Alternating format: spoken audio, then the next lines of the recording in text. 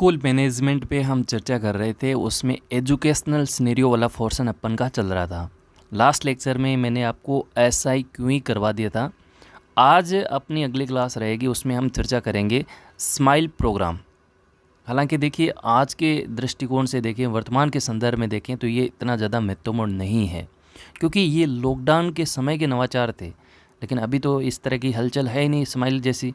तो कहीं ना कहीं मुझे ऐसा लगता है कि जो नई भर्ती की तैयारी कर रहे हैं, कहीं ना कहीं ये चीज़ें जो है नए सिलेबस में चेंज होके आएंगी, कोई और नवाचार हमें इसकी जगह देखने को मिलेगा। लेकिन जैसा कि अभी तक वही सिलेबस है, तो हमें उस पर विचार करना चाहिए। हम डेप्थ में चीज़ें न जाके जो हाईलाइट चीज़ें हैं, जहाँ से सबसे ज़्यादा क्वेश्चन पूछे जाते हैं, वो हम चर्चा करेंगे। जैसे स्माइल के चरण की डेट पूछी जाती है, स्माइल का जो ध्येय वाक्य है वो पूछा जाता है।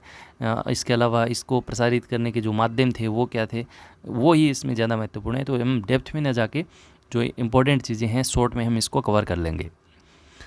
सबसे पहले देखिए, स्माइल की जो तीनों डेट हैं मैं शॉर्ट में आपको बता देता हूँ। यहाँ पे मैंने लिखी हैं, हालांकि बीच बीच में कुछ और प्रोग्राम भी चलाए गए थे जिनकी डेट हैं वो भी मैंने लिखी हैं। पहले स्माइल का पहला चरण था 13 अप्रैल 2020, ये स्माइल का पहला चरण था। स्माइल का दूसरा चरण आया था 2 नवंबर 2020 को। देखिए, दूसरा चरण 2 नवंबर 2020। नवंबर में 11 आता है, 11 को आप करेंगे 1 1 2 2 बन रहा है, तो 2 2 याद रहेगा। और इसके बाद तीसरा चरण जो अंतर्राष्ट्रीय योग दिवस है उसको याद रख लेना, 21 जून 2021 याद रहेगा। 21 याद रखना है, स्माइल 3.0। ये तो स्माइल की तीनों डेट याद हो गई। बीच में कौन कौन से प्रोग्राम थे वो भी आप ज़रूर याद रखिएगा। एक प्रोग्राम आया था हवा महल प्रोग्राम। इसमें देखिए, इसकी डेट जो थी 2 मई 2020, 2 मई 2020। इसके बाद देखिएगा शिक्षा वाणी, तो 11 मई 2020। और एक आया था शिक्षा दर्शन, टीवी के माध्यम से शैक्षणिक जो प्रोग्राम है वो चलाए गए थे, जिसके तहत इसकी डेट जो थी वो थी 1 जून 2020। ये तो मोटी मोटी जो डेट हैं वो मैंने एक साथ साझा करने की कोशिश की है। अब अपन चर्चा करते हैं स्माइल प्रोग्राम की। शॉर्ट में बात करेंगे, ज़्यादा इसमें डेप्थ में जाने की ज़रूरत नहीं है, क्योंकि ये पॉइंट आपके नए सिलेबस में आए या नहीं आए वो हम आगे की चर्चा हम नहीं करेंगे। देखिए, स्माइल प्रोग्राम में जो मुख्य भूमिका थी वो थी RSCRT उदयपुर वाली संस्था। आप सब लोगों को पता है, कोविड-19 में सबसे ज़्यादा लॉकडाउन के दौरान जो नुकसान हुआ था वो बच्चों को, उनकी पढ़ाई किस प्रकार से जारी रहे, उनमें निरंतरता रहे, इस पे विचार किया था उदयपुर वाली संस्था ने। और उन्होंने अपनी एक जो विषय जो एक्सपर्ट थे उनकी एक टीम बनाई, और उनके द्वारा ऐसे वीडियोस कंटेंट तैयार किए गए जो घर बैठे विद्यार्थी है उसके पास जो है वो पहुंच सके, और वो विद्यार्थी जो है उसकी पढ़ाई किसी प्रकार से बाधित ना हो। और इसके तहत व्हाट्सएप के ज़रिए ये चीज़ें जो है वो पॉसिबल करने में ये कहीं ना कहीं सक्षम हुआ था। तो ये चीज़ें जो थी ये इसका मेन उद्देश्य था। तो इसका उद्देश्य क्या था? कोविड-19 के दौरान यानी लॉकडाउन के दौरान बच्चों की पढ़ाई में निरंतरता रहे, इसके लिए राजस्थान सरकार द्वारा व्हाट्सएप के ज़रिए ऑनलाइन कक्षाएं अलग अलग ग्रुप्स बनाकर कक्षा 1 से 12 तक कंटेंट वीडियोज़ उपलब्ध करवाए गए। अब पूरा राजस्थान किस प्रकार से बंटा हुआ है, संभागों में बंटा हुआ है, ज़िले में बंटा हुआ है, उसके बाद ब्लॉक्स में बंटा हुआ है। जो आपके ग्राम पंचायत के स्कूलें वो PO शहरी स्कूलें हैं, तो वो एक ज़रिया था। जैसे संभाग स्तर पे ग्रुप्स बना के उनको वहाँ अपलोड कर दिया कंटेंट, उसके बाद संभाग स्तर से ज़िले स्तर में वो लिंक्स आ गए, फिर वो PO स्तर पे आ गए, और उसके बाद पेरेंट्स के जो माता पिता के अभिभावक के जो ग्रुप्स बने उनमें वो डाल दिए गए। तो कहने का उद्देश्य था, जो एक शेड्यूल बना था कि हमें 9 बजे तक बच्चे के पास कंटेंट कैसे भी करके पहुंचाना है, तो ये एक ज़रिया था, व्हाट्सएप का ज़रिया। ये बड़ा आपका महत्वपूर्ण हो सकता है, क्योंकि इसमें सोशल मीडिया, देखिए इसकी फुल फॉर्म आप देखेंगे स्माइल की, तो इसमें लिखा है कि social media interface for learning engagement. तो यहाँ सोशल मीडिया क्या था? व्हाट्सएप था, यूट्यूब था। मुख्य भूमिका इनकी थी, यूट्यूब के जरिए वीडियोज़ को बनाए गए, व्हाट्सएप के थ्रू इनको सेंड किया गया था। बड़ी भूमिका इनकी थी। बाद में इनको ट्विटर जो है, आपका टेलीग्राम है, आपका यूट्यूब है, इनके द्वारा भी शेयर किया गया था। तो आपको यहाँ 2 चीज़ें याद रखनी है। एक तो इसका मेन उद्देश्य लॉकडाउन के दौरान बच्चों की पढ़ाई बाधित ना हो, और दूसरा यहाँ पे इसकी जो फुल फॉर्म है उसमें आई वाला ज़रूर याद रखिएगा। इंटरफेस होगा, यहाँ कोई और डाल देगा तो दिक्कत हो जाएगी। शुरुआत मैंने आपको याद करवा दिया है 13 अप्रैल 2020। व्हाट्सएप ग्रुप बनाए गए, एक पेरेंट्स का ग्रुप बनाया गया, एक शिक्षकों के ग्रुप बनाए गए, तो उसके द्वारा ये सामग्री भेजी गई जिन पे हमें ज़्यादा फोकस नहीं करना है। हाँ, ये ज़रूर याद रखिएगा, इसकी जो थीम रखी गई थी 9 बजे कंटेंट आया था, तो रोज़ सवेरे 9 बजे हर घर स्कूल घंटी बजे, क्योंकि अब तो स्कूल भी घर बन गया था, तो 9 बजे कंटेंट आ जाता था। तो इस प्रकार से ये ध्येय वाक्य रखा गया था कि 9 बजे घंटी बज गई है ना, तो रोज़ सवेरे 9 बजे हर घर स्कूल घंटी बजे। इसके बाद देखिएगा इसका दूसरा चरण, और दूसरा चरण आया था 2 नवंबर। देखिए दूसरा चरण 2 नवंबर 2020। प्रोग्राम कौन सा था? आओ घर में सीखे, ये एक प्रोग्राम चल रहा था और इसके तहत ही स्माइल 2.0 जो है वो आया था। तो इसमें कक्षावार ग्रुप बनाए गए, वो आपको ज़्यादा इसमें जाने की ज़रूरत नहीं है, पूछेगा तो वो डेफिनेटली उसका चरण का जो डेट है वही आपसे पूछेगा, क्या हुआ था वो इसमें जाने की ज़रूरत नहीं है।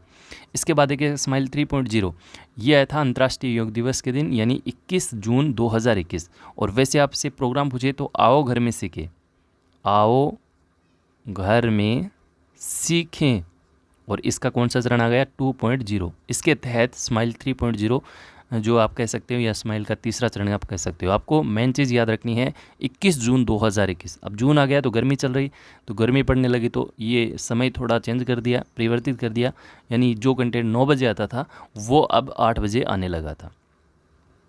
इसके बाद धीरे धीरे शनिवार को क्यूज वगैरह है, हवा महल कार्यक्रम, ये चलाए गए। आपको स्माइल में इतना ही याद रखना है, स्माइल से क्वेश्चन बनेगा तो इसकी फुल फॉर्म को लेकर ही क्वेश्चन बनेगा, या इसकी डेट पूछेगा, या फिर ये पूछेगा ही नहीं। इसके बाद देखिएगा हवा महल की चर्चा थोड़ी सी कर लेते हैं। आप सब लोगों को पता है 5 मंजिला है, जयपुर के अंदर है, और इसी की तर्ज पे 5 प्रोग्राम यहाँ शामिल किए गए, 5 एक्टिविटीज़ कह सकती हूँ वो शामिल की गई। सबसे मेन चीज़ इसकी डेट आप देख सकते हैं 2 मई 2020। टैगलाइन रखी गई कोरोना समय में बच्चों का झरोका, और ये जो मुहिम थी वो थी आपकी RSCIT उदयपुर की, और कहानी और गतिविधियों के माध्यम से बच्चों में रुचि जागृत करना। धीरे धीरे जैसे स्माइल आया तो उसमें बच्चों ने, अब ऐसा नहीं है कि कोई भी प्रोग्राम जो है वो पहले ही चरण में जो है वो पूरा इम्प्लीमेंट हो जाए। बच्चों ने रुचि नहीं ली, कहीं अभिभावकों ने रुचि नहीं ली, तो धीरे धीरे इसमें चेंजिंग होता हो गया। अब यहाँ देखिए कहानी और गतिविधियों के माध्यम से बच्चों में रुचि पैदा की गई, कुछ कहानियाँ लेके आए, कुछ गतिविधियाँ इस तरह की बच्चों के पास भेजी गई जिनसे बच्चे रुचि उत्पन्न करें, है ना। तो इस तरह की 5 एक्टिविटी इसमें ये थी, आपको ज़्यादा इसमें जाने की ज़रूरत नहीं है, मैं थोड़ा सा आपको बता देता हूँ। आज की कहानी पहली एक्टिविटी, दूसरी एक्टिविटी थी आज की कहानी, ये भी सेम नाम से थी, तीसरी आज की किताब, और चौथी आज की गतिविधि, और 5वां था टीचर्स कॉर्नर, ये केवल टीचर के लिए था। बाकी ऊपर वाली 4 जो एक्टिविटीज़ थी वो आपके स्टूडेंट के लिए, 3 से 14 वर्ष के लिए।